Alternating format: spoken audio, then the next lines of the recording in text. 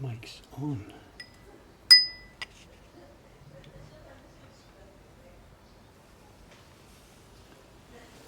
We are up. Look at this. Good morning, good morning.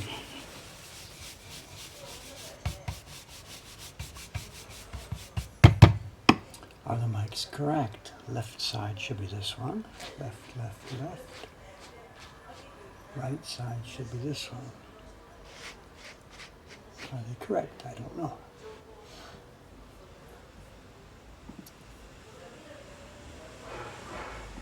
Bit of a grey Saturday morning here in Zaxa, and I think the forecast is not good for the weekend. So the bars and restaurants are not going to be so happy, but whatever. Good morning, good morning.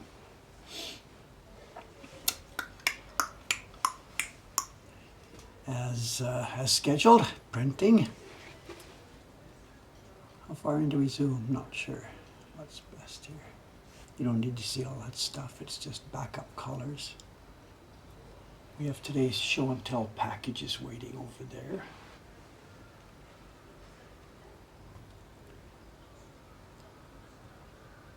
Should do it, I think, right?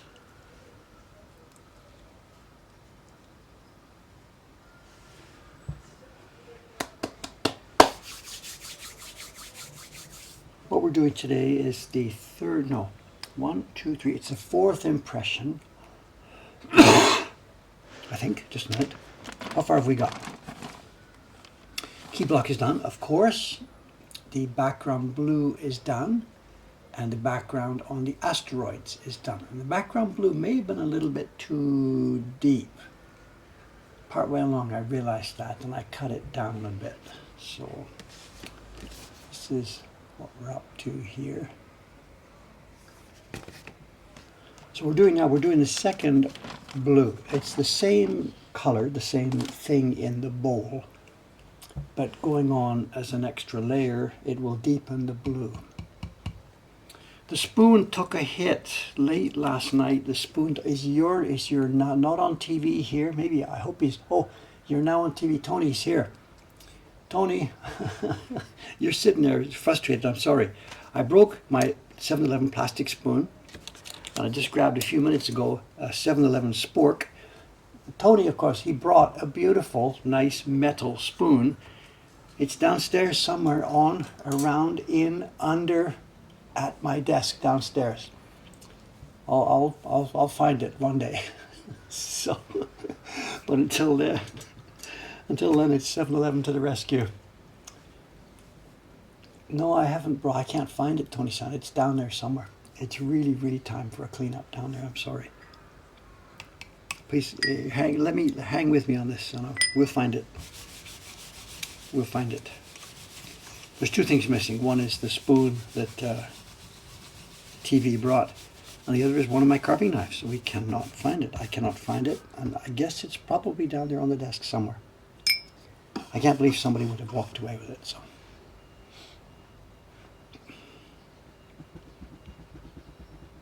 a metal detector. I don't know.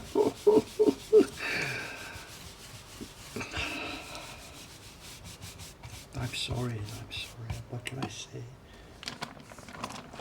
It's sort of like that every minute of every day now. It's just, it's, what's the word, triage. It's what's important. What do I need to use this time for?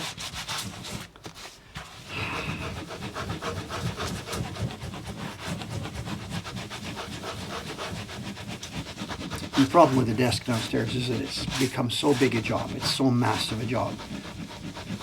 It's not something I can do just in a few minutes.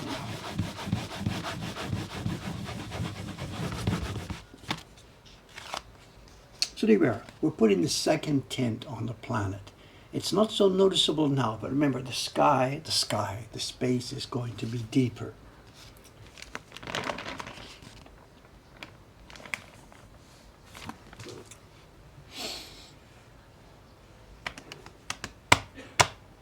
It wasn't 50% a joke gift, it was something real. Was I too blasé about it? I'm sorry. Just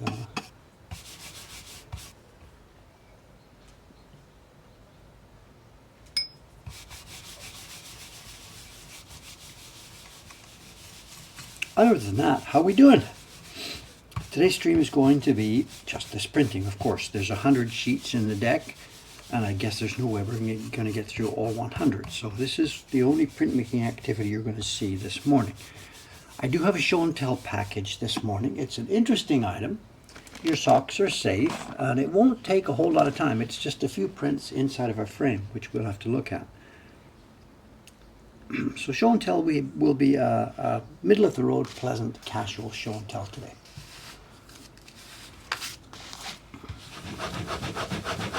I don't have another background video or anything to bring you, so it's just going to be just printing.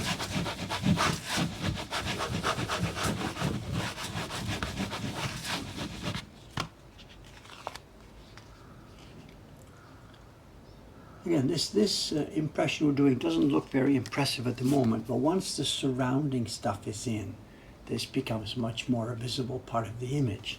But at the moment, you don't really see it because there's too much empty space. So hang in there, all will become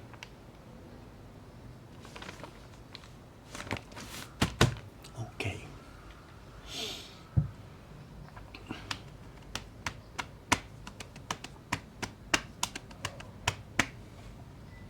It is a fun image. Now, this is number 5 in the series this year. I think we're doing very well. The designers, I don't design these things, of course. Atelier Cento's doing very well on this. If they're watching right now, I really need the next one. You know, one of our carvers, Kawasaki-san, she's waiting right now to get busy carving number 8.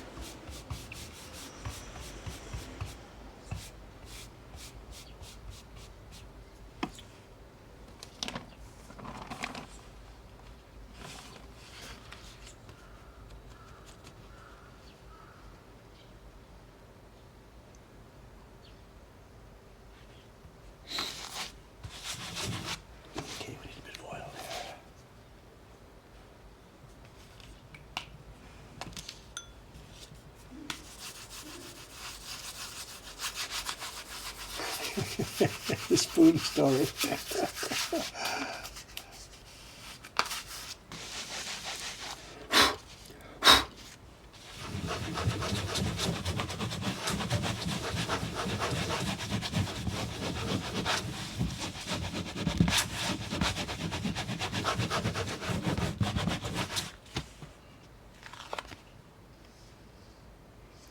There is something I was going to mention I brought up today. When I was reading the chat here, it was after, this is Saturday, so the Thursday stream or the Monday stream, I can't remember. But I read the chat after the stream, and somebody was insulting me in a little bit of a way. I'm smiling as I tell you this, so please don't get anything bad about this. But somebody insulted me a little bit. There's a couple of Barrens here. There's a Barren on the table here, which we're using. And then I've got another one. I was using this last night because last night's impression, that deeper blue, needed 2 different Barrens, a stronger one and a weaker one. So I've had these 2 Barrens side by side, and there's been actually a 3rd Barren sitting up here on the shelf, and I flipped it over one day to show you. And that Barren, I don't have it here at the moment, but there was a real tear in the skin, and the skin had become broken, and it wasn't usable anymore. So I left the Barren up there on the counter. Now, a real printer, meaning a printer who worked in his own workshop day after day after day after day, when one of the Barrens gets the skin loose or torn or weak, of course, the printer grabs a bamboo skin and reties it. Now, because we have a multi-printer workshop here, one set of tools and a number of different people using it, it sometimes happens that the last person to use a Barren and to wear it out to the point where it can't be used anymore should be the person that ties it to get it ready for the next people, but we're all human beings and we don't all do that. The problem being, some of the people here are really much better at tying the skin than other people. Now, if you roll this back 10 years to the time we opened this workshop here in Asakusa, I would have been one of the ones who was really good at this, myself and Ayumi-san, who makes Barrens. So whenever the Barrens needed tying, it fell to me or Ayumi-san. The other people backed away from it a little bit. You know, Dave, can you sort of help me with this? And, you know, and that was my job, to help with it. But now, after me being here working as a manager, whatever, for all these years, I am no longer, not only am I not the best one to tie this, I'm the one with the least practice. And I probably haven't done it now. I don't even remember, we don't keep track of these. I probably haven't tied a Barren skin on now in maybe 10 years. I don't know, we don't keep track of this thing. So of course that's why I postponed it. I put the Barren up on the counter, up on the counter, up on the counter. But somebody the other day was sort of, I forget what they actually said.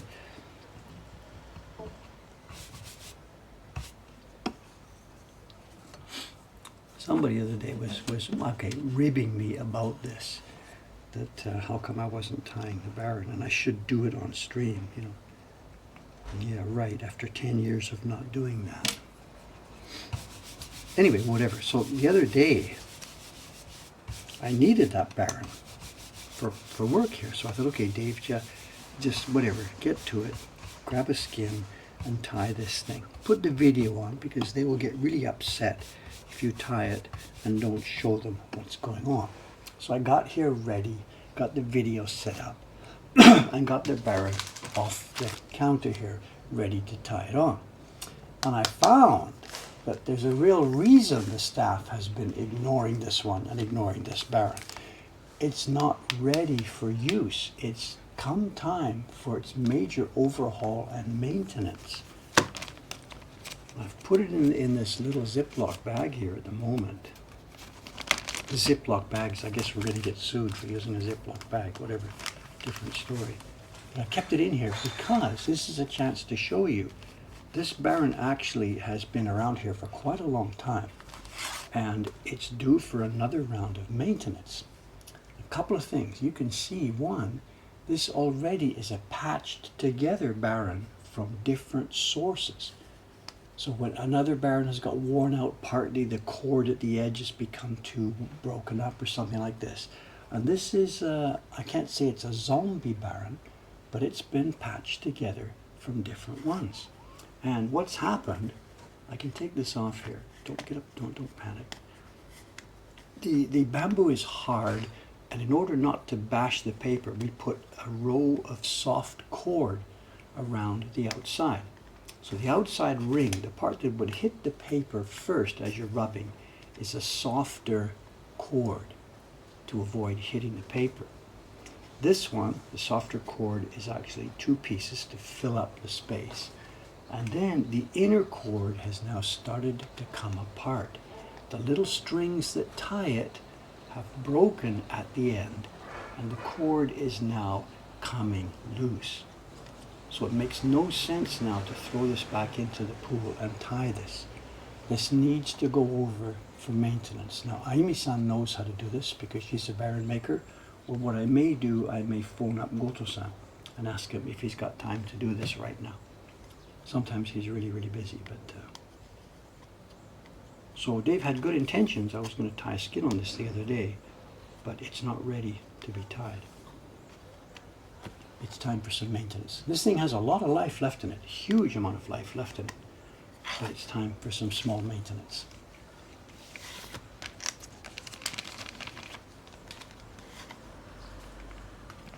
What Goto-san will probably do when I ask him to retie this, he won't just sit there and retie the end. He will take all the cords out and he will open up the whole long string, and he will probably then recoil it in a different orientation. If I can grab a piece of that, I'm not sure how much time we should spend on it. I'm supposed to be printing. This thing is coiled. If you imagine a long coil, it's coiled in one orientation. And we can use this side of it and we can use the other side of it. But after a time, years and years and years, those two faces start to get flattened and worn down. So the next step in maintenance of a Barren is cutting the strings, taking the cord, which is now stiffly into a circle, taking the cord over some steam coming out of a kettle and straighten it out, and then recoil it in a different orientation. So different faces of the bamboo. You know, if you imagine that coil looking at top, bottom, side, side, So make sure the top and bottom are now going to become side and side. So what was on the side of that coil would then become the top. Now that may have been done already, and you do it again, you do it again, you keep going around and around and around.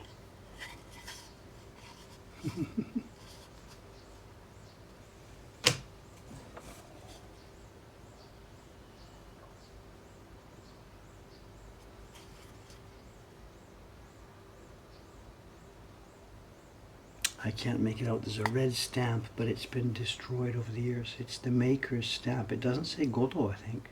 I don't know. It's an unknown maker. And then the writing here, this is writing from the thin sheets of paper that were used to make the thing itself. This has been around. I've got no idea who made it. It's illegible now. Anyway, as you can see, it's not ready for tying. This needs maintenance.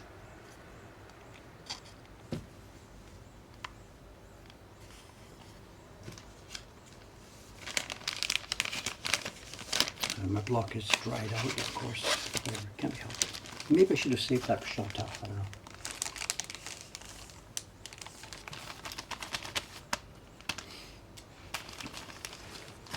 As it sits, what's that worth? It's got lots of life left in it, and it's a beautiful ategawa. Beautiful, beautiful ategawa. The shin is still okay. This is worth about, I don't know, whatever. If we had to buy new to replace this, we'd be looking at 150,000 yen, maybe $1,200, somewhere around there. It's got lots of life left in it.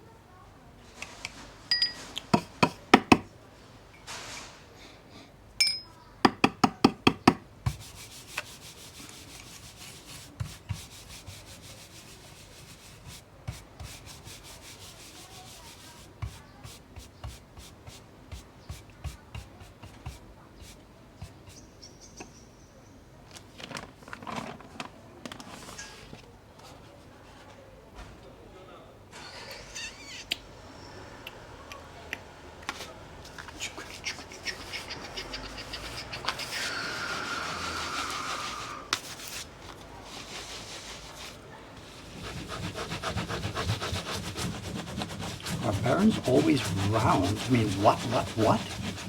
Well, modern people do whatever they want. They rub the back of the paper with all kinds of interesting quote unquote stuff. For us, it's got to be round because we have to be able to rotate it. We've got to rotate it, so different parts press against the coil. Different parts of the coil press against the skin. So for us, being round is just part of what it is. Modern people can make up anything and rub it all over. The Chinese equivalent, the one that the Chinese traditional printers in their culture used, was like a brush of horsehair inside, wrapped with, I think, a palm leaf, or sometimes a bamboo skin. But the Japanese traditional Barren, in its current form, needs to be rotated all the time. So yeah, it's going to be round.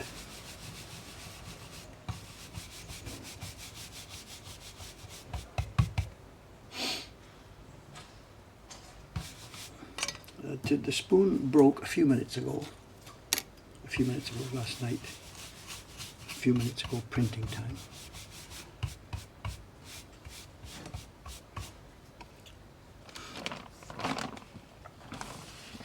I could have just stolen Ishikawa-san's, but I thought it better not to. She's coming in this morning. Ishikawa-san will be coming to print. She's working on the same print as me, this space month. So last night we coordinated, and the block that I was finishing up last night, the block that makes the asteroids, she wants to use that this morning.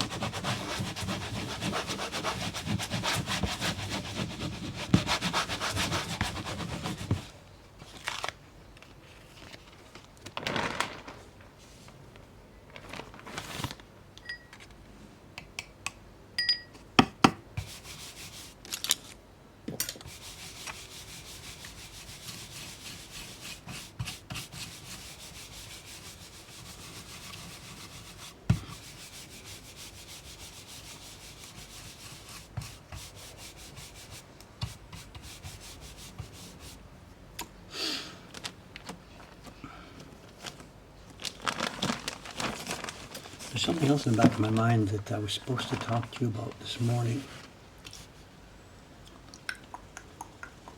Yeah, her paper's out. I did that this morning when I came up this morning. I was early today. My bladder alarm rang very early today. So I was up here about 5:30, taking the fridge, take my own paper out. I took her paper out.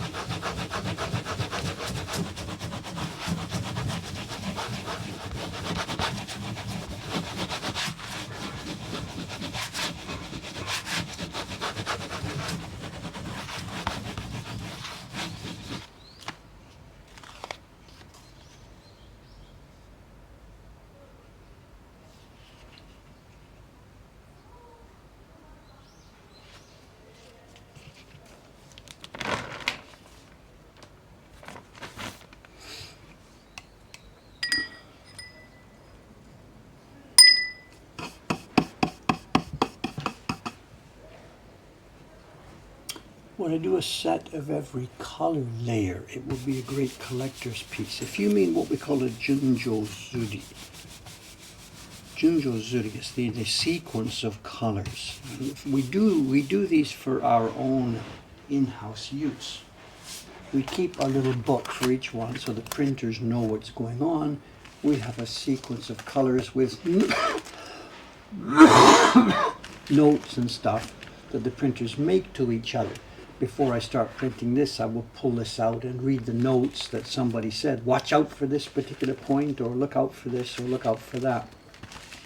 We don't always follow it. The other day when I did the asteroids, I looked at the book here and I picked up, she said uses Hon-ai, Bengara, Yellow, and Honyoko. And I didn't like that mix, so I made my own mix. But yeah, we keep a guide here to help each printer.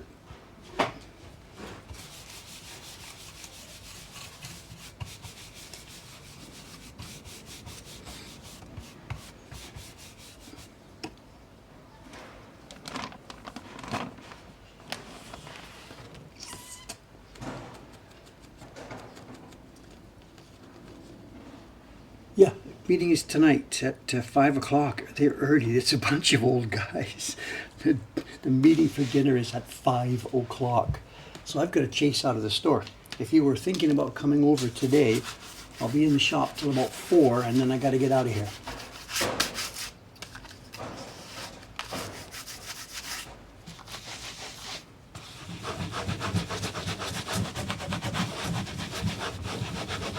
It's at a Chinese restaurant over in Ueno, near Ueno Park.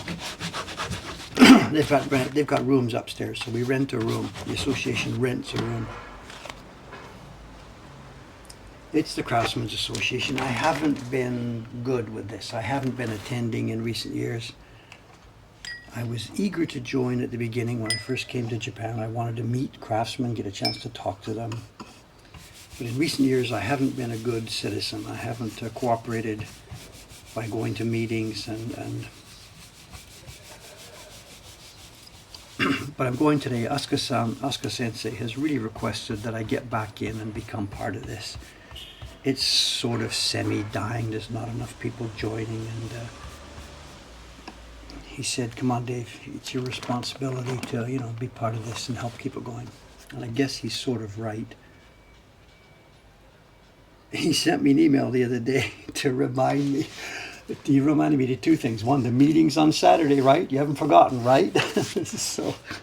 And he also reminded me that because I haven't been to the annual meeting in a whole bunch of years, I owe a whole bunch of dues. And the deal is the association's dues. You pay for the dinner when you go to the dinner. It's like 5,000 yen for the dinner. But you also pay whenever, this is the annual meeting. Eh? So you go to the annual meeting dinner, you pay for the dinner, and you also pay your dues, your yearly dues to the Kumiya. And because I haven't been a whole bunch of times, so he gave me a list, and I think I've got the email, 4 or 5 years of dues. So today when I go there, the little accounting boy who will be taking care of the accounting, he will be pleased to see me, and I'll have to empty my wallet. And it'll have to be cash. There's no way they can take cards or anything. So I've got to pay it's sort of like pay my union dues, as it were. for 4 or 5 years backlog.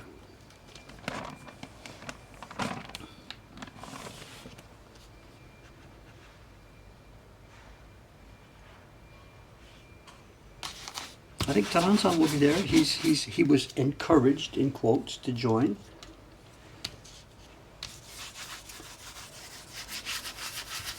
Is the paper pilling or is it holding up well? Well, I think it's holding up well. Let's have a look at this next one.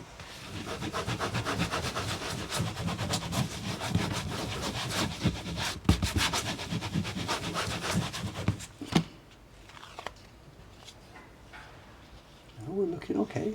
Looking okay.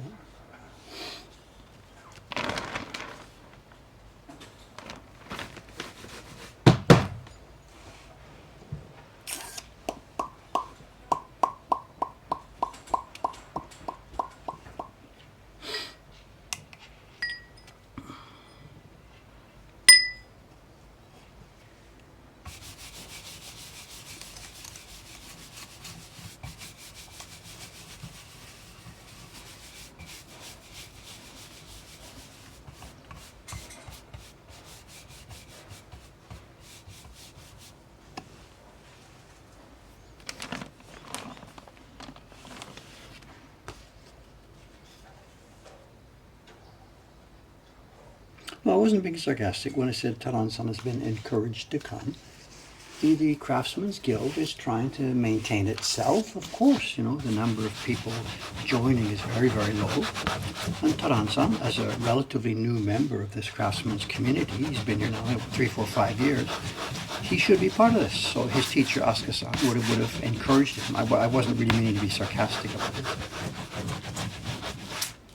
People like Taran-san are the future hope of the organization, of course.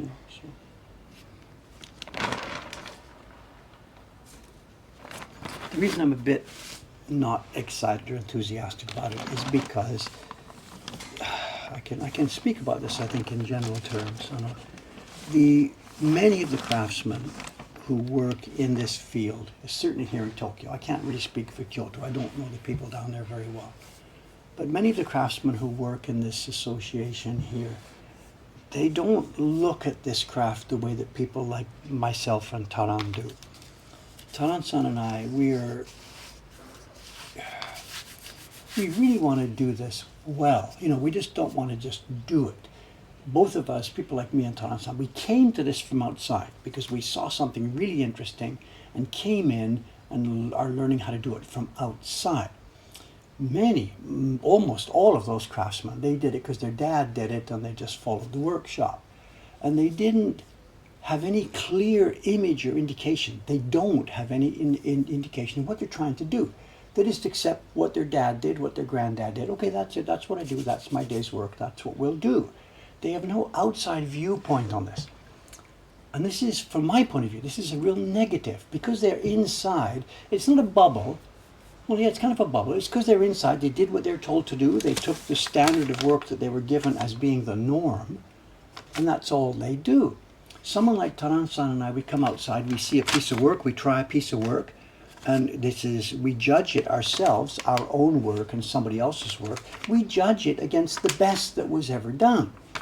I'm not trying to be too pretentious here, but people like us who came into this from the outside, we have always and will always measure ourselves against the very best that was ever done. The guys who were born into it have no such thought. They didn't even think about this. They just, okay, that's what we're doing, that's what we do. We do it. They don't measure themselves. They don't know much about the old prints. None of them, to my knowledge, I can't say none, very few of them, have an interest in printmaking. They just got stuck into it. So what I'm getting at is that the overall work standard, and I'm on the internet, going to be recorded, the overall work standard is very, very low. It just is. This is a fact. It's low. Taran-san is sitting there now saying, Dave, be careful, be careful, be careful. But anyway, that's the point. And it's one reason why people like he and I don't really want to be too much involved with this. Another reason, and it's really important, is because over there the work they're doing is cooperative work. Somebody, quote unquote, will have a project. Send it to somebody, quote unquote, for carving. Send it to somebody for printing. and there's no really coordination between them. What we do here and what they do at Watanabe and Adachi, whose craftsmen are not part of this association, what we do is we coordinate all this. There will be a vision of a kind of work, the carver knows what kind of work, the printer knows what kind of work, and out it goes. And the Kumiai people, the Craftsmen's Guild, more of a random approach to this. There's no control. So a work that they've cooked up their own project, nobody's the leader. Nobody will say, shit, that's not good enough. We got to do better than that. They're not allowed to. They can't say that. So the quality over there with those kind of people, and this is why I've avoided it the past few years. They were asking me for work. I put some work out to them. It comes back. I can't sell it.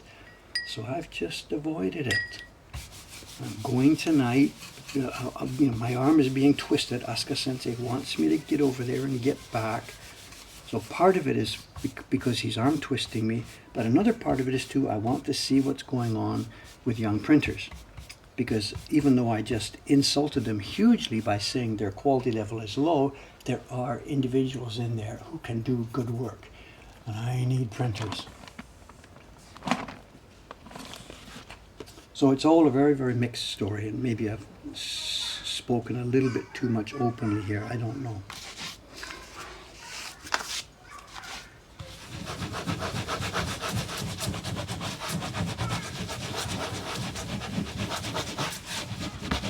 People like Kubota-san, who you've heard me talk about endlessly and shown the work, he was never a member of this kind of guild. Kubota-san was independent.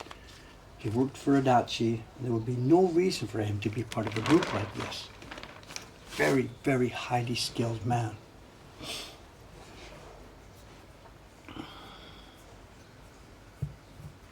Someone says, are there historical records of how many people would be printing in one location at a time? There's vague records of this. No, I'm not the right guy to ask because I haven't done this kind of research. There are some books published, before I came to Japan, by a guy who used the handle name of Kendo Ishii Kendo. He was early part of the 20th century, did research on exactly that kind of question. Where were the carvers, printers living? How many were there? What kind of levels of publishers there were? So there was, in that era, some documentation and some research done. I'm not the guy to ask. I don't have the numbers. There were a lot of workshops,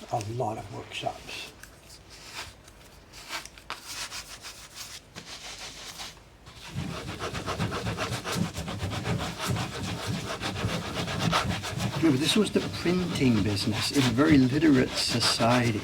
All books, pamphlets, pictures, everything that we would look on today as magazines or newspapers, etc., was all done here.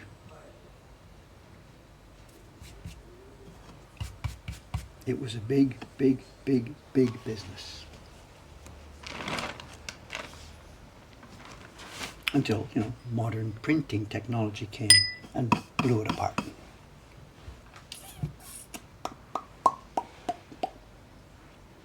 How much communication between the Tokyo and Kyoto branch? Again, you're asking the wrong guy. I'm not really a part of these associations. I'm not a part of these groups. So I'm not the person to be asking here.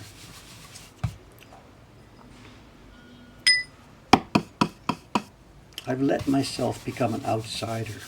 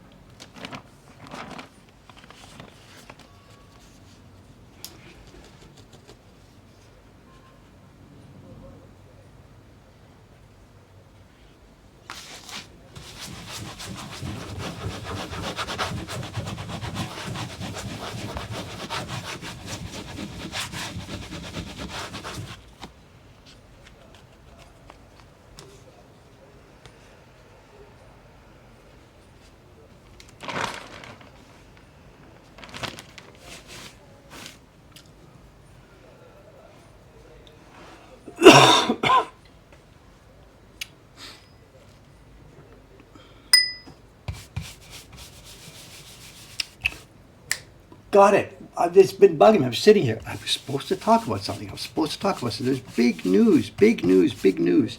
There is indeed big news. There is existentially big news that could change my life, and it could change my life for the worse. There's existential news. That word is overused. I certainly overuse it.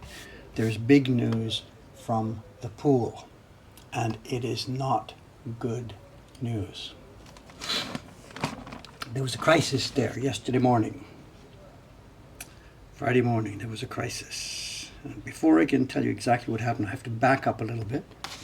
You know that we've had this story about opening the bathtub.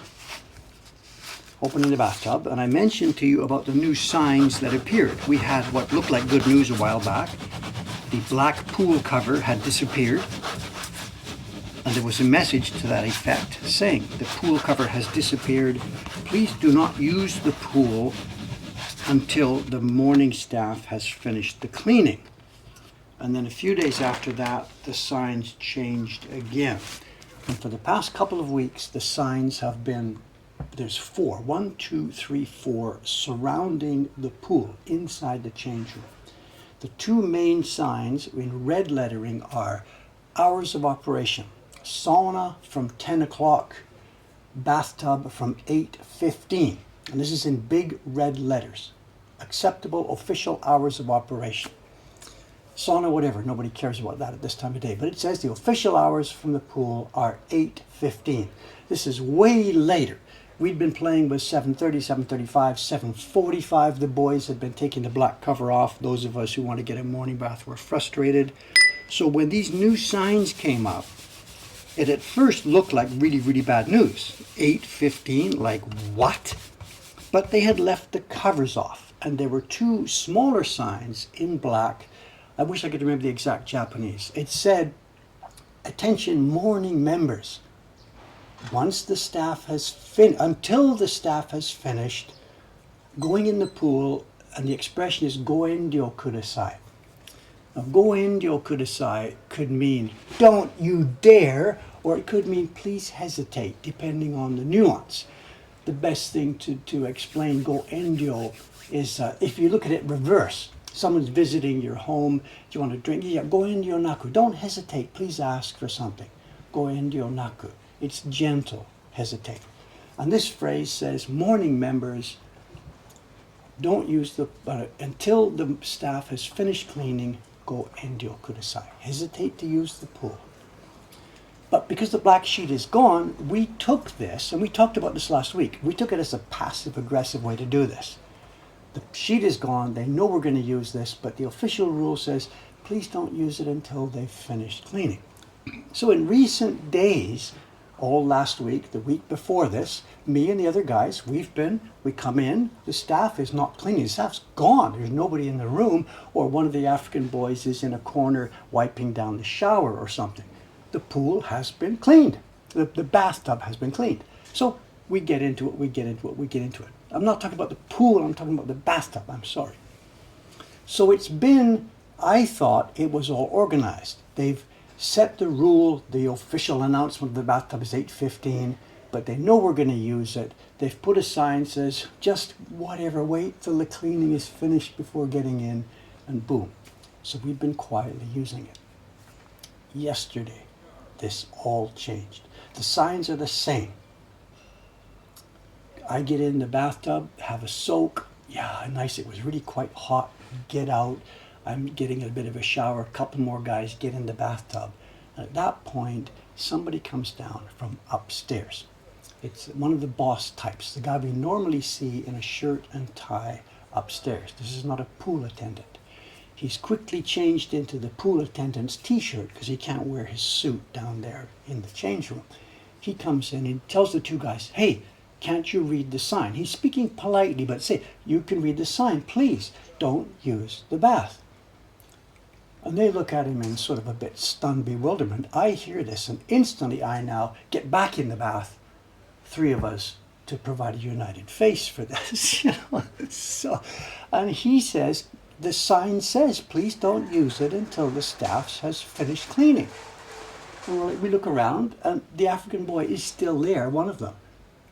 So what they had not meant this in a passive-aggressive way. They mean this as, don't use this goddamn pool, a bathtub. So the other two guys, the Japanese men, what do? You're faced with authority. They bow a little bit, so disney, and they start to get out of the pool. Dave says, just a minute, guys, just a minute. We got to sort this out. So I talked to the guy, and in a super friendly, engaging, non-threatening, non-hostile way, I use my semi-literate Japanese to say, come on, look, we've got to sort this out. We don't want stress for the attendants. We don't want stress for us. We want to sort this out for once and for all. That sign to us says we can use it. You can see the guy is finished. He's over there cleaning the shower. The guy says, no, he's still cleaning this facility. You should not be in the water. So this is obviously a matter of definition. So I'm asking him now, quietly, peacefully, non-threateningly, okay, can you give me the name of somebody upstairs, the top person on this, that I can go and talk to discuss this situation and try and sort this out? And he hesitates. He doesn't want to do this. Silence falls. I say, come on, please. I'm not going to make trouble for you. You guys are just doing your job. Just give it. He says, well, Suzuki-san desu ne. So somebody upstairs, either the owner or top manager or whatever, is Mr. Suzuki or Mrs. Suzuki. I don't even know. He just said Suzuki-san, so I don't know. So I said, okay, じゃあ今日着替え終わってから after I finish changing, I will go and talk to Suzuki-san politely. Please don't worry. I'm not trying to make trouble for the staff. I just want to be able to use the bathtub. And he said, いや、ちょっと申し訳ないんですが、今日鈴木さんいないんです。Suzuki-san is not here today. True or not, I don't know. Or he wants to go and talk to Suzuki-san before I have a chance to get up there. I don't have any idea. So whatever I say, well, じゃあ月曜日ですね。はい。まあ, and he's like, まあ. So I don't even know. Maybe Suzuki-san doesn't exist. Whatever. Anyway, I asked him, let's escalate this upstairs. And he gave me a name. So Monday morning, I'm going to go in there, and me and those other guys, we are going to use that bathtub, absolutely. And then I will go upstairs and ask to talk to Suzuki-san. And we really don't have any idea. The three of us talked about this. Why are they doing this? The bathtub is ready, it's clean, it's finished. What we're asking for is not in any way apparent to us. It's not in any way difficult for the facility. It's not causing anybody any trouble. If there was a reason, like explain to us, oh, I see we can't do that because such and such, we would fold. We would cave and fold. But we can't see any reason why not to. So it doesn't look good because at the end of the day, those guys are the people making the rules. They're the ones with the guns. They don't have any guns, but you see the point. At the end of the day, it's going to be whatever they decide. And if they're going to be strict about this, don't use that bathtub. And if they're going to stand there, don't get in the bathtub. Then we're toast because we have no leg to stand on. Well, actually, I do. I didn't say anything to this guy, but I do. And depending on what happens Monday, I do have another card to play. And I may talk about this card on Monday, talking to Suzuki-san. If it's not going well, I will show the existence of a certain card in my hand without actually playing it. And that's over in City Hall. There's what they call a Consumer Affairs Bureau. What's it called? Shohisha Sodan Madoguchi, something like this. There's a place where consumers who are having difficulties with some specific business, they've signed a stupid contract or something, whatever. Not the gaijin card. No. This is the Shohisha Sodan Madoguchi, or whatever it's called. And he will not want the local city hall to be involved. And I get it. He will absolutely not want this. So that is a potential card that I could play. I don't want to. I want to be friends. I just want to use the facility that I'm paying for. So that's where we sit. That's where we sit. And we were shocked about this because we had thought that that signage, although it was obviously what we now these days, what we now call passive aggressive, we thought it meant quietly, that just use this quietly and don't make waves and you'll be okay. We thought that was the situation. It's not. That sign, the same language, they meant what they said. They weren't being passive aggressive, they were being boom.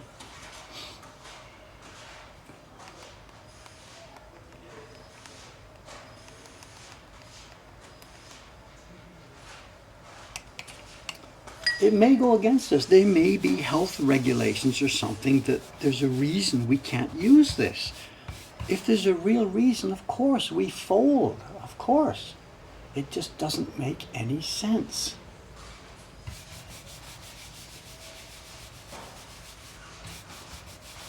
Somebody's mentioning a few more things. There are a few more cards to go on the table, but I got to be really careful. The card about the people now who are not beeping and going in, I don't think I'd talk about that because that's not going to help me. That makes the customers look bad. Remember, we're one of the customers. So I don't think I would talk about that. That's a different problem, not my problem. So I don't think I'd muddy the waters by talking about that.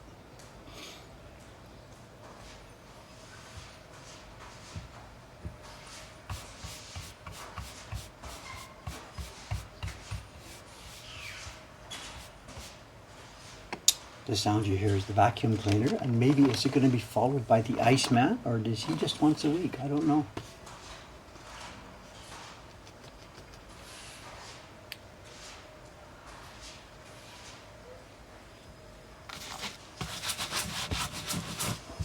So there we are. Sorry about the confusion, but there's no competition. If these guys go against me, I'm toast. There's nowhere else to go. It's really unusual and wonderful for me to have this facility nearby. And I really don't want to screw this up. Going to this pool X days a week is helping me stay alive and healthy. This is vitally important to me. Having a bath in the morning is no big deal. If this goes against me, then whatever. Of course I keep going because the swimming is most important to me and I just won't be able to have a hot bath. And maybe they know this. At the end of the day, they have the upper hand on that sense, So I'm not going to quit and storm out of there. Okay, you've seen the last of me. I'm out of here. I really want this facility.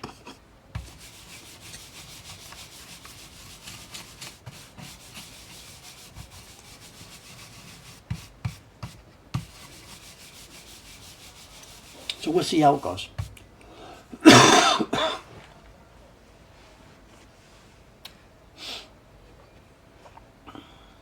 So that's what I'm saying. I want to understand their motive. If there's a reason for this, let me know and we will cave. We will just fold our cards and walk away. Oh, I see. Why didn't you tell us this? In that case, I'll be quiet. Hi, no problem. We'll keep out of the pool. I don't know. But it doesn't look like that. It looks like just some officious guy made a rule and now he won't back down. So whatever. We'll see. We'll see. We'll see.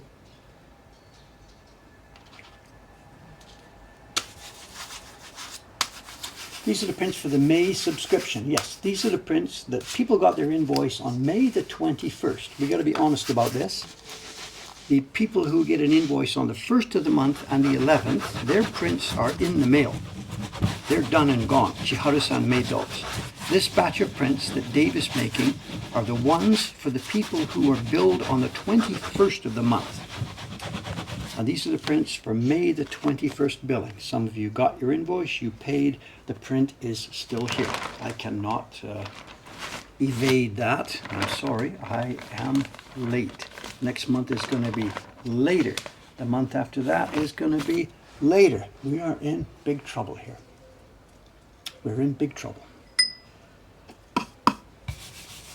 We meaning me. You know why, and I don't really want to talk about it much, but can't be helped.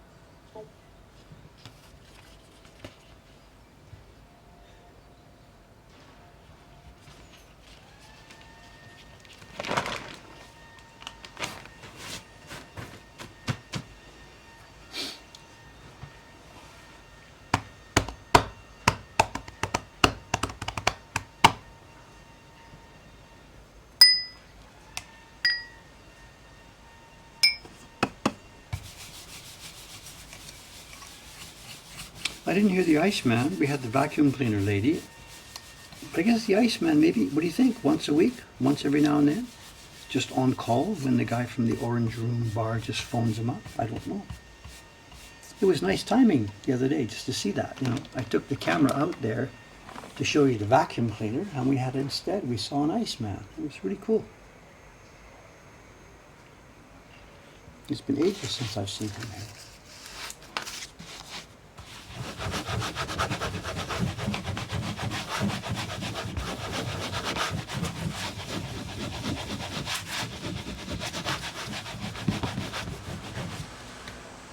If someone had asked me, I would have said, yeah, there used to be an Iceman that came down this street years ago. I can't remember how long it's been since I saw him.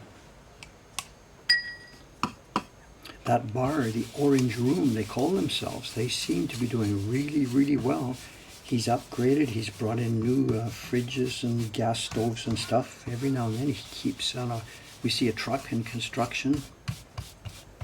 His theme is heavy metal. He's a heavy metal bar. And the posters outside change, and we can hear the music. It's AC/DC one day, or it's something else another day. So if heavy metal of various types is your bag, and you'd like a place to drink in the evenings, the bar two doors down from here, Orange Room. It's also pretty heavy with smoke.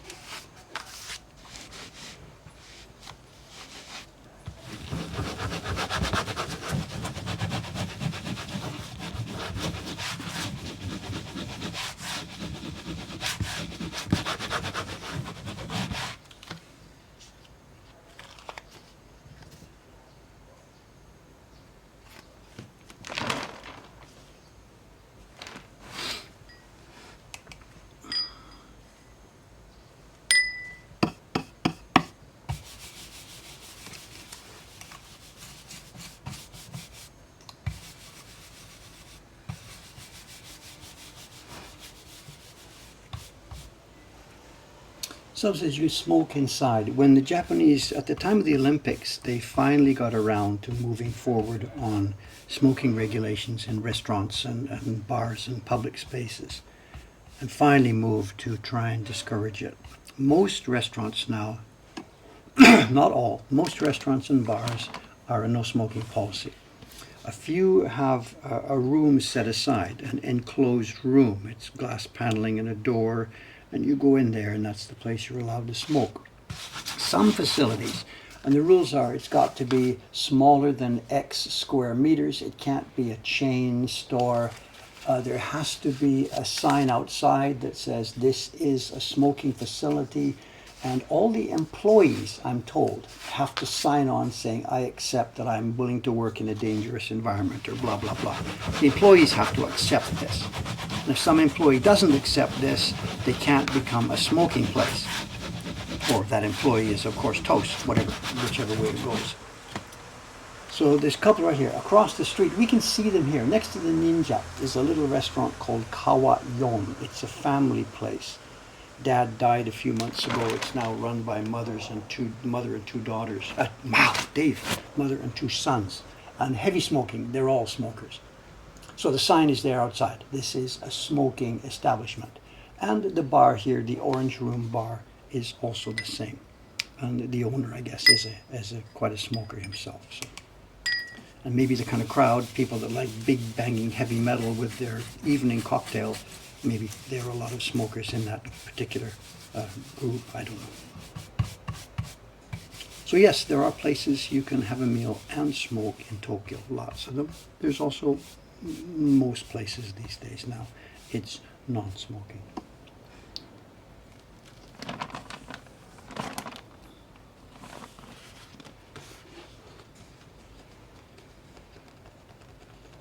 They're also open late. The bar there, the Orange Room, the place I'm talking about, the heavy metal bar, they don't open until, I don't know, 8 or something in the evening, and they close at the time of the first train. This is one of those all-night places. If you missed your train, the last train, and you can stand this place, then that's the place. You can hang out there, drink all night, whatever.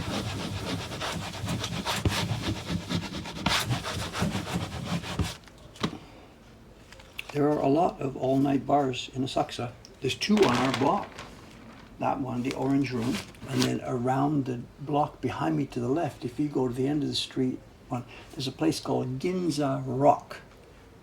It's spelled in English, R-O-C-K, Ginza Rock, and it's up 2 floors there, and I have never been in there, and it's not really kind of my place. But yeah, they're open all night as well. They open late, and they're there till morning. It's called a shop bar, Ginza Rock Shop Bar. It's open all night. I've never been in there. No, not my cup of whatever.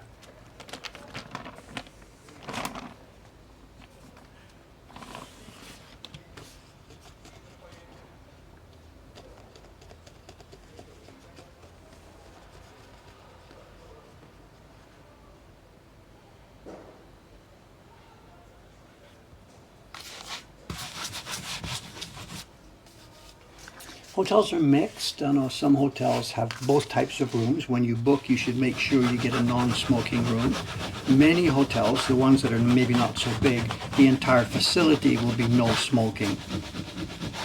If you're a smoker, check it when you're making your reservations. You can get hotel rooms that allow smoking, but they're segregated. I mean, they're separated.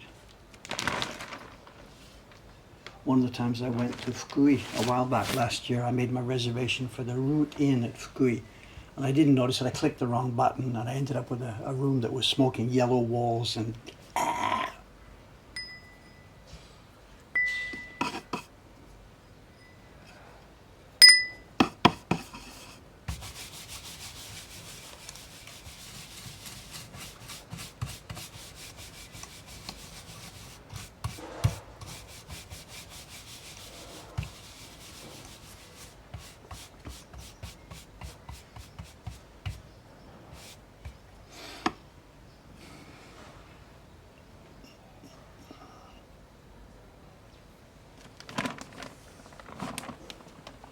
the pachinko parlors now are mostly non-smoking. The noise too, I know when you walk by, there's a giant, the city famous, maybe the biggest, one of the biggest pachinko parlors in Tokyo. It's just a block from here. It's called Amuse. Very, very massive organization. There's no smoking there, and there's also not that much noise compared to what it used to be. It used to be deafening as you walk by the place. That's not the case anymore. I think it's a different clientele now.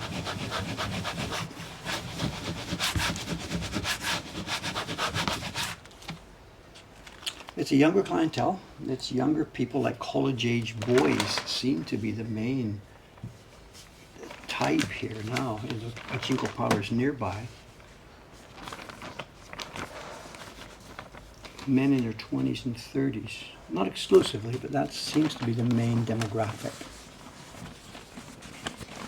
I've never been in a pachinko parlor. No, before I came, I was saying, I gotta try this. Because I had played a very small amount of pinball in Canada, back in a place on Yonge Street in Toronto. I used to hang out there.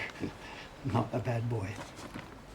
And I had got the idea somehow that pachinko in Japan was the Japanese version of pinball. That's not the case. It's not even remotely the same, other than starting with the same letter. So no, I've never been in the pachinko parlor. It really isn't my kind of thing. So.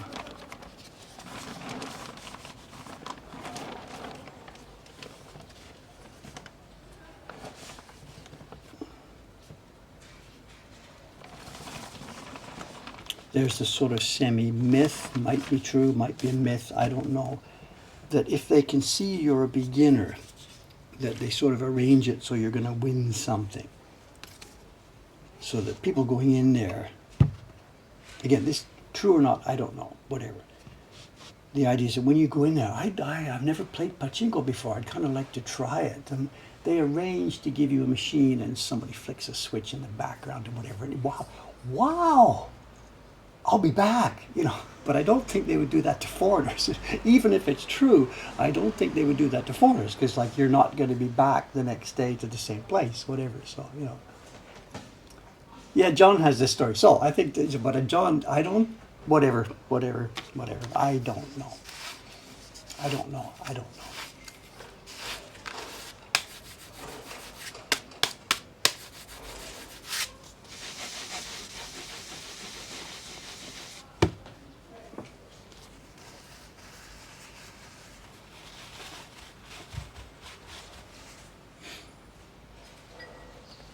We're now 1/4 of the way through. I've got 100 sheets. They're arranged into 4 groups. I've finished the first group, so that's 25 sheets finished. I have 75 left. I won't be able to finish them this morning because I'm on shop duty. It's the weekend. What I'm going to do after the stream is I'm going to head downstairs to the shop, join the rotation, and I will be printing and making, I will be mailing share certificates for the rest of the day today. That'll be my job today down in the shop.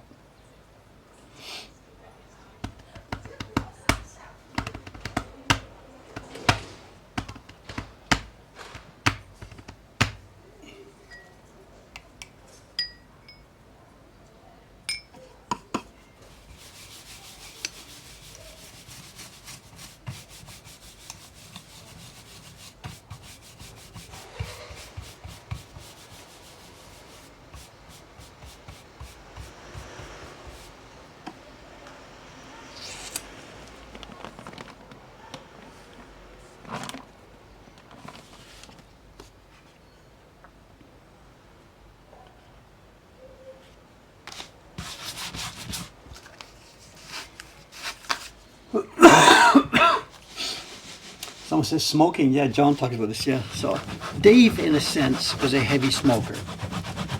In a sense, I've got to qualify my story. Up until I was age 14, I was a very heavy, passive smoker. Both of my parents, when we were kids, were heavy smokers. They came out of a pre-war British tradition, working class people. Everybody smoked. So my parents were very heavy smokers. When I was a baby and an infant and in the house and in the car, it was smoke everywhere. When I was 14, my brother would have been 11, my kid sister would have been, 9 or 5 or 6. My parents went cold turkey. They quit straight cold turkey. I guess that was the era. We're talking about 1964, 65, somewhere around there. That was the era when common sense was starting to prevail, and it was becoming recognized that it was no good. So my parents quit, bang. But for the first 14 years of my life, smoke was an integral part of my body. Myself, I have never actually even ever picked up one. I've never put one in my mouth, even when I was a semi-rebellious, not so rebellious teenager. I didn't ever try it.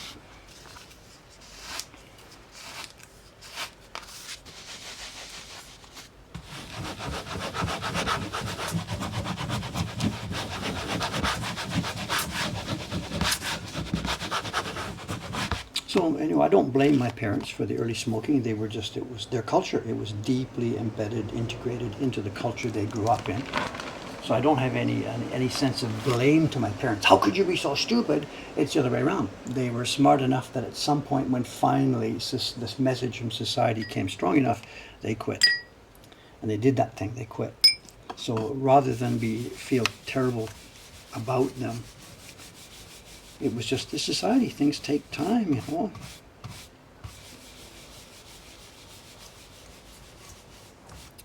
They were born in 1927, pre-war, working class England. House with no running hot water, toilets down the street. My God. They were pulled out of school at age 10 or 11 to go work in factories. Of course they were smokers.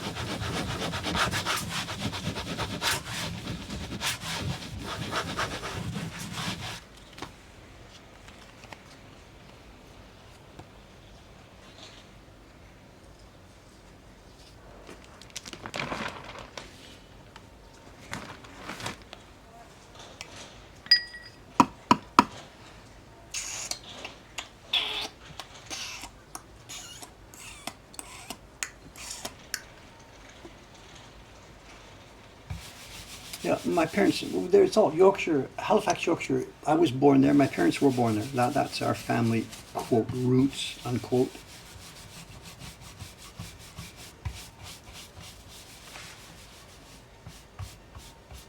They were born there in 1927. I was born there exactly 24 years later, 2 cycles. They are rabbits and I'm a rabbit.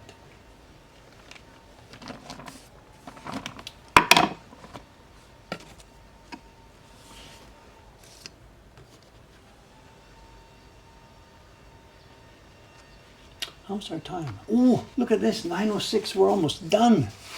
Nanda, nanda, nanda.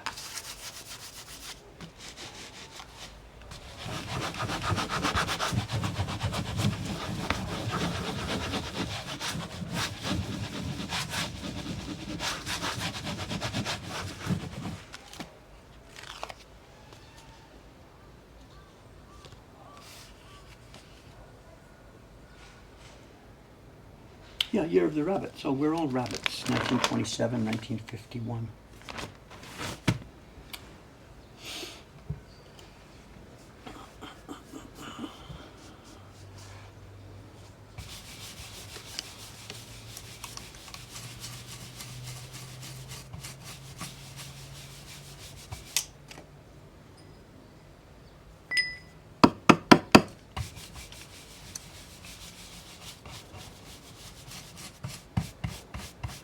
This isn't a broken spoon, it's a broken spork.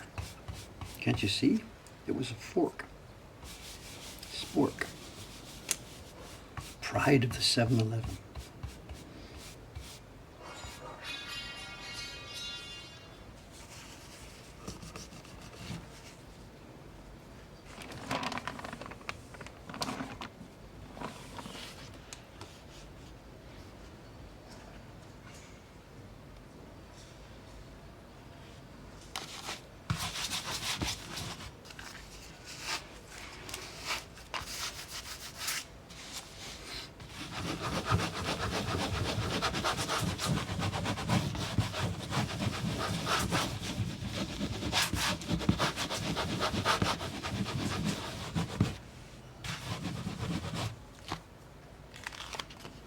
I think on last Saturday's stream, I think we had a couple of people who mentioned that they were in Saksa and will be coming by later in the day, and they did. Do we have anybody here who's a visitor and you're going to be around today? I'm not visiting. I came to Oh, good morning, good morning. 9:09. Soka, soka. You came up so quietly. I didn't hear you. Morning. Good morning, good morning. Where are you here? Hi, okay. It's Sadiko-san. No, but you came so quietly. Nobody even said anything. Or maybe they were already hinting about it. How was the train this morning? Quite crowded. Crowded again still. Is this what people coming downtown for shopping and stuff? What's I don't know, the... mixed kind of people. It's Saturday and weekend. But surely no students, no salarymen. What's the Your crowd? family. Family stuff. Yeah, a couple. Do you have people for shopping or museums or whatever? Or Visiting their relatives. And no idea. look at this, Sadako-san, Sadako-san. Ninja Sadako came so quietly. So Here's our lunch. okay. Okay, thank you. Hi. There's so many food here. I have no idea. Ishikawa-san's coming today. Aimi-san won't be here. Yogurt. Is it yours? No, I have myself Okay. nothing in there. So it must belong to the ladies here. So.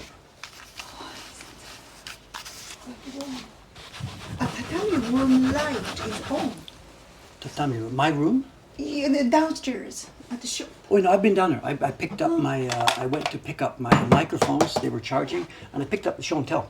Oh, that's We have trouble with the show and tell today. What kind of trouble? Well, it's going to be a recreation. What happened? This is a package that I bought a few days ago, a week ago or so, on Yahoo Auctions, and it's something I probably want to keep for myself, but I'm not sure. But I thought this will be a really nice one to open on show and tell. So when the package came in, I teed the staff up on this, put it aside so that I can open it on the stream on Saturday. And 2 days ago on Thursday, I saw that it had come in, and it was on beside my bench, ready to go with a sign that said, "Do not touch, Dave," for Dave's stream, all ready to go. Yesterday, I was working up here most of the day, but I went downstairs to the shop to do something else, and the package was gone. I said, wait, where's my package for show and tell? And someone said, oh, we took it. So I didn't explode, but I'm like, come on, I needed that for tip. Get it ready for me. So I think what they've done is they found all the packaging. They put it back together. So it's going to be a recreation. It's been opened once already by somebody else. And we're So now going to have a reenactment. Pardon? Did they repack? Well, I don't know if they used the same packaging or maybe they had already thrown away the box. I have no idea. I don't want to know. I don't know. They should have written in large letters. I did. There was it said on the front. There was a task sheet that said, "Do not touch," and I think it said for Dave to open on People stream. couldn't read. Yeah. It wasn't my handwriting. The girls had taken care of this. Don't blame me for this. Somebody downstairs got over enthusiastic. So they don't have any respect to you? No, like somebody just didn't notice it. Don't make a big Didn't deal. notice. I don't know, and it's not. Your fault. Sadako, it's not worth making trouble about it. Simply, the package ended up being opened, and after my request, my enthusiastic request yesterday, they have put it back together. So Okay, whatever. it's here. It's here, and it's almost show and tell time now anyway. So Okay. Few more. today, what I'll be doing, I really should be printing, but of course it's Saturday. So what I'm going to do is I'll finish We have this to three the stream. staff. So Yeah, who's on today? You, Mori-san, me, and Now-san, but Nao-chan. she's leaving early. Really? Yes, we found out yesterday morning. She wrote to Teiko-san saying she's got some kind of meeting. She has to leave early. And I'm Early means I don't know, 2 o'clock, 3 o'clock. And the Okay. problem is I have to leave early. it's, to go to it's the okay. Kumiai I meeting. can handle. I know you can. So this was the question: do we call one more person in? And Teiko-san and I talked about this. It's Sadako and Mori-san, competent people. I'm leaving at 4:30 or something. I think we're okay. So if you're planning a bank robbery, 5 o'clock or something this afternoon, It's a good chance. it's a good chance. Mori-san is quite strong. Well, the two of you She know what you're trains. doing. And you won't. Oh, I see. You mean that way? Sure. Kickboxing and Are we allowed to tell that? I don't know. Yeah, there are two tough women here this afternoon. I'm not tough. Oh, yeah? Tell us about it. I will go downstairs. See you soon. Okay, thank you. Reflection. Huh? Hi. I thought it's wet, but it's reflection. But it looked at the pool Oh, with okay, water. sure, okay. Thank you.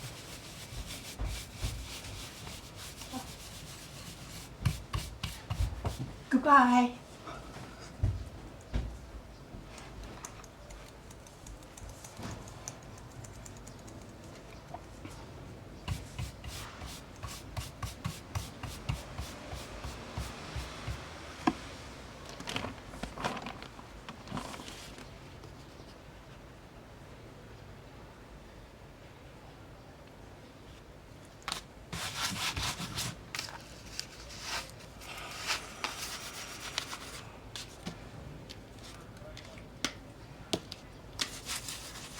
It is show and tell time. Okay. Well, actually, the show and tell is just one item. So let me go on for a few more minutes here. The show and tell, we were joking about it, but it won't take a full 15 minutes. So let me just Tom 1060. Hang on. Let me do a couple more sheets.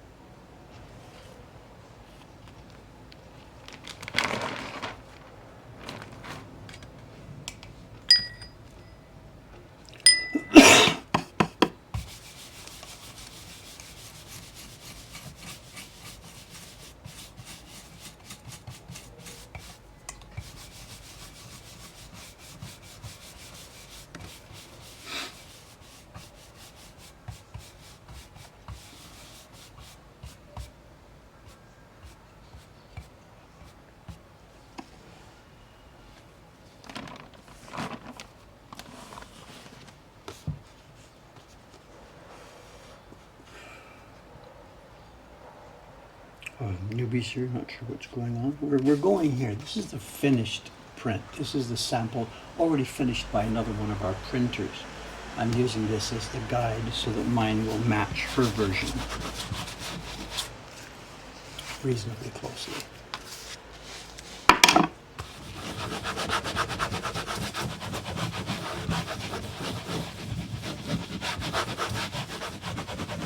So what we've printed here at the moment, you can see the swirls a little bit in the background here.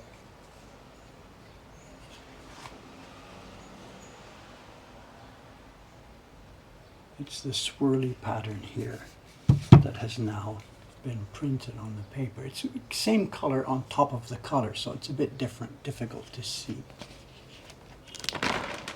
Okay, let's have a look. Let's open our package.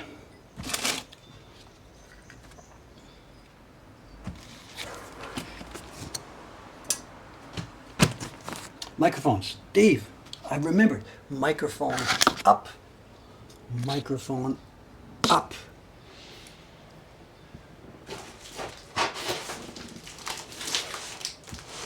And on to this reenactment.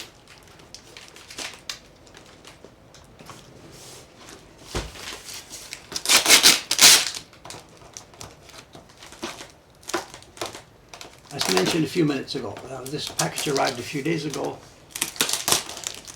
I had asked them to leave it for me, but somebody got enthusiastic. Opened it up.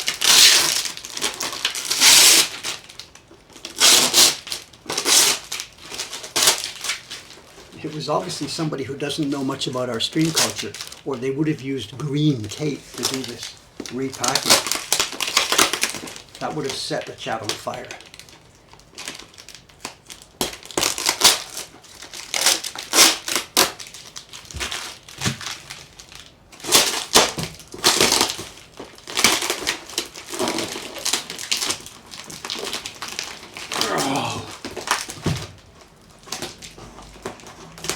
Really went to town on this.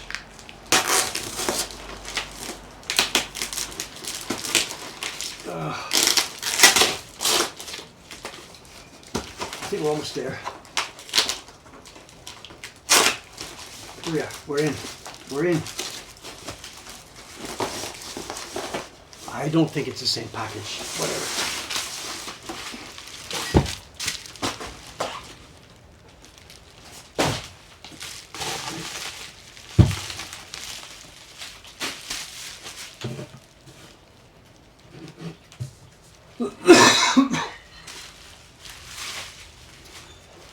Whoever it was, it's somebody who had shares in a white tape factory. No, I'm done.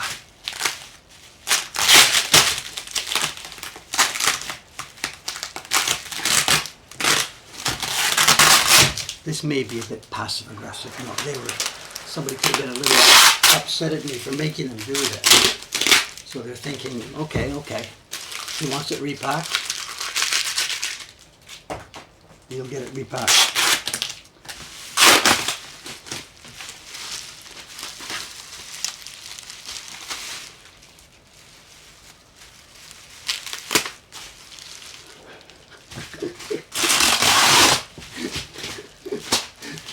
Six weeks later, we're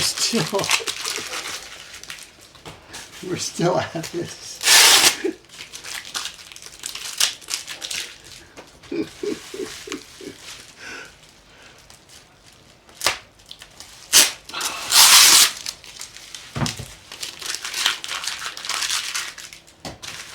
I should have started at 10:15. I'm sorry. Obviously, I should have started earlier. Look at this.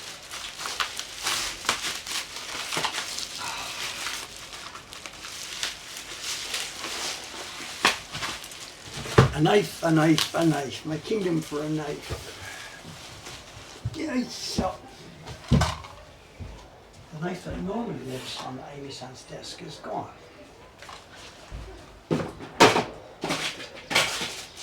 No knife in the drawer. Stick with me, guys.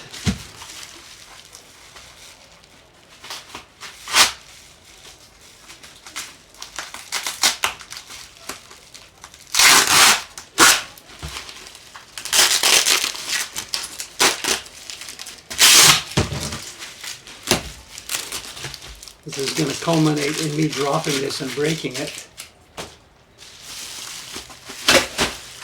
I think we're in.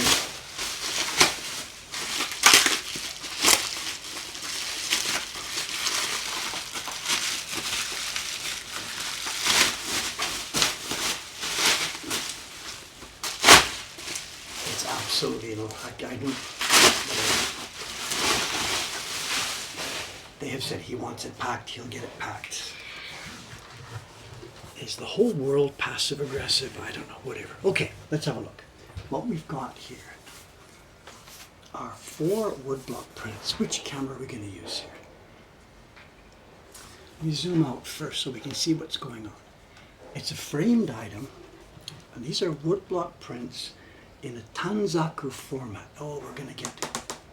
Let's see if I can get them out. We're in. It looks like the frame's going to open easily. We are not going to keep the frame. The frame is going to go out front of the shop for a giveaway. Anybody walking down the street can take the frame. We don't want these frames at all. They're useless to us. They're mostly glass. Nobody can carry a frame home from traveling. Let's just get this out of the way. Oh, sure.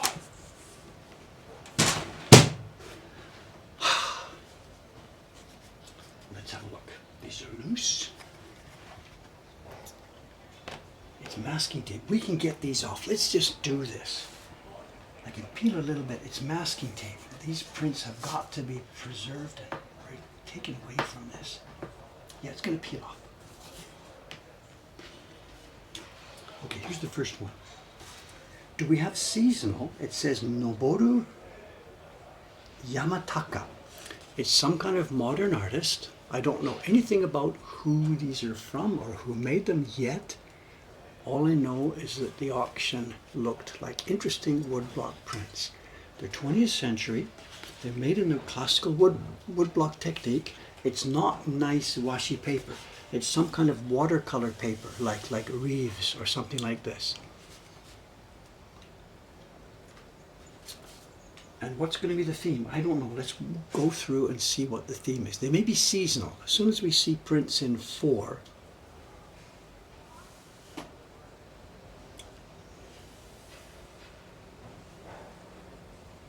is that a Tokyo Sumida River scene? I don't know.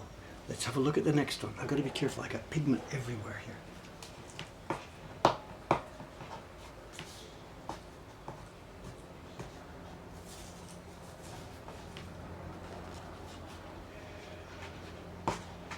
Luckily the tape is just peeling straight off easily and lightly.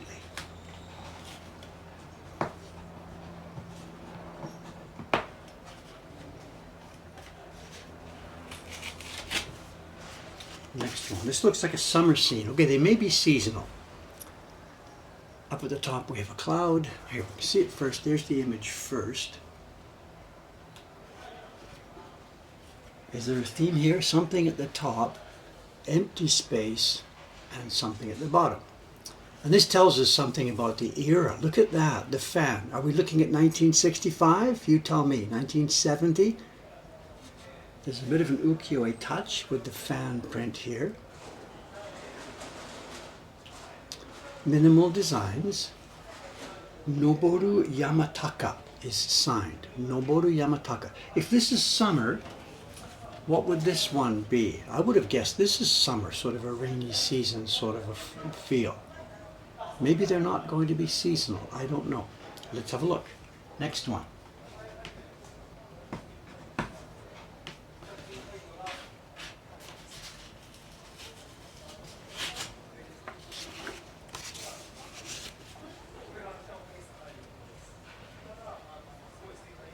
Whoa, a kerosene lamp. Wait a minute now. Are we going back in time? This would be autumn. A cricket. That would be symbolic of autumn.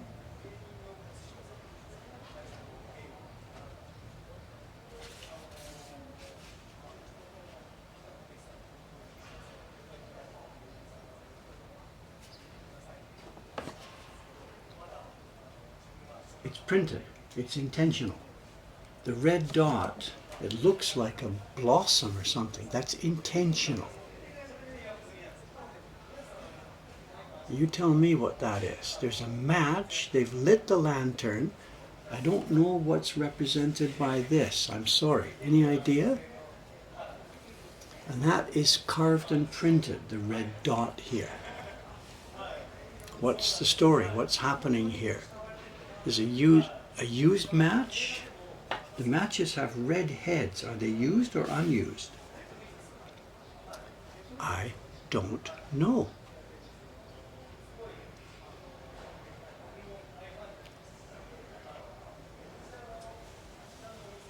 I'm not sure what we're referring to here. And then the fourth one.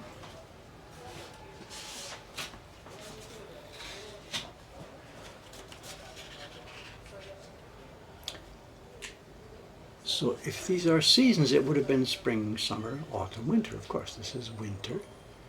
And we're depicting Meiji-era Japan, Western buildings with a rickshaw. And there's no way these prints are that old at all. Nothing. This print is post-war. The paper has still got some whiteness in it. But the approach taken 1960s, maybe, I guessed earlier, maybe. This is not an antique print. Seeing just this by itself would have said autumn, because an autumn moon is a classic image in Japanese imagery. Ascending geese, yes, John. Did anybody look this up? Noboru Yamataka. Maybe the scenery at the bottom and the scenery at the top doesn't quite match. I don't know. Or do we have 8 seasons here? Let's roll through them again. We started then. So that was summer. Where's the one we started with? So this would have been spring. If they are seasonal pictures, a river picture, this is obviously a seal signature. Absolutely. It's a signature carved in.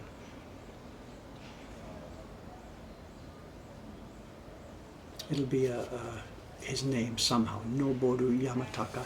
It'll be a couple of characters taken from his name. And maybe we're looking at 8 seasons. I'm sorry, I don't know. Is that supposed to indicate rain, or is that the wood grain showing through unintentionally?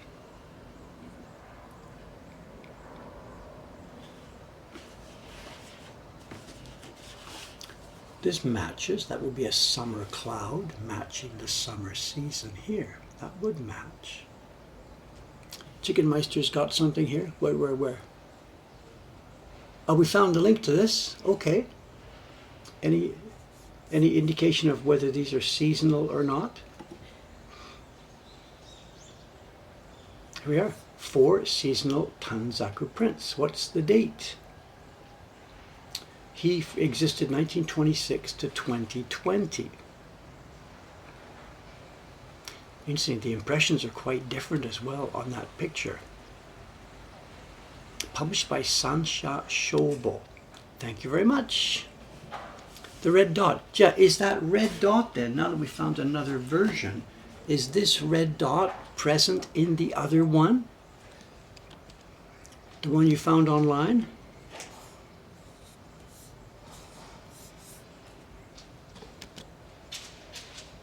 Seems to be missing. Let me have a look at it again then, excuse me. It's carved and printed. It's a shape embossed, and it's got a little bit of red pigment on it.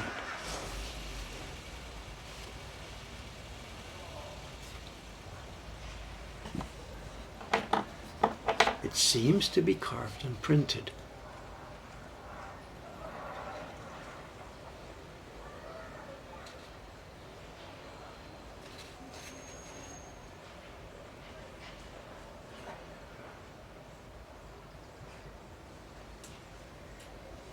And also, what is going on here? What's this all about? I don't understand. Okay, we can zoom in at the link. Okay. Hi.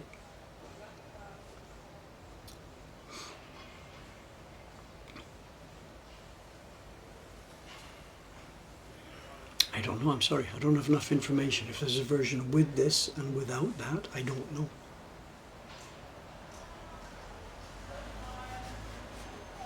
But, you know, given too that this is signed by the guy. This seems to be signed by the artist. That other page mentioned that it was published by somebody else. But if it's signed by this guy, would he have signed this if that wasn't intentional? Really? Would he have signed it and published it with a mess like that in the middle?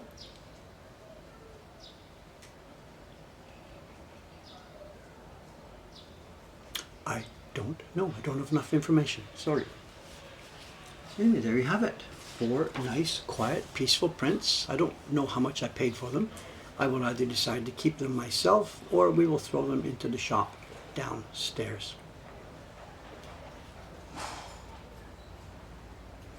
Someone's saying, does the red speck appear on their winter one? Is a red speck here, is there? I'm not sure. Do you mean the signature? I think that's carved. You mean the speck below what looks like a signature? No, that's carved. Absolutely, it's part of the signature. Although we do have a mess here. Look, this one has some red mess. Look at that. That's a mess.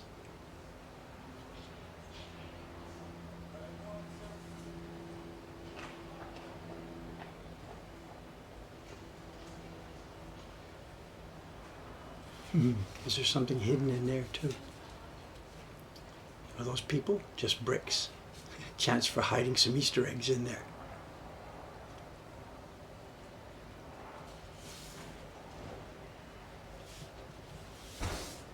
Okay, anyway, there we are. Okay, thank you very much. Sorry about the chaos with the opening and stuff, but can't be helped.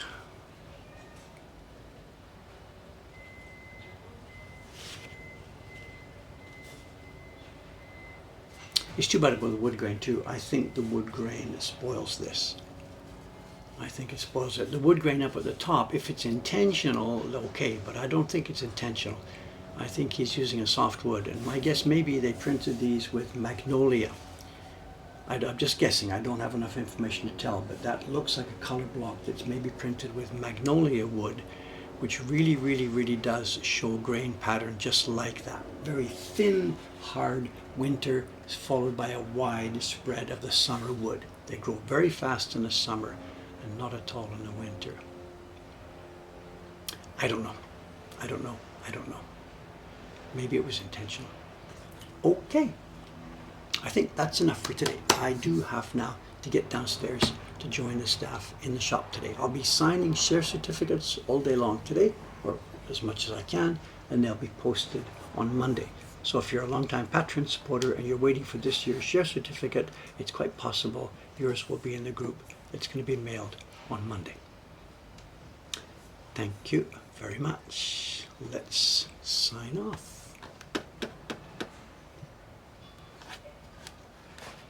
I'm still curious about that oily spot on the street on the left. It's just outside the Whale restaurant. The restaurant with the blue awning is a Whale restaurant, and that's the spot where the shrine was parked the other day for an hour while we served them beer.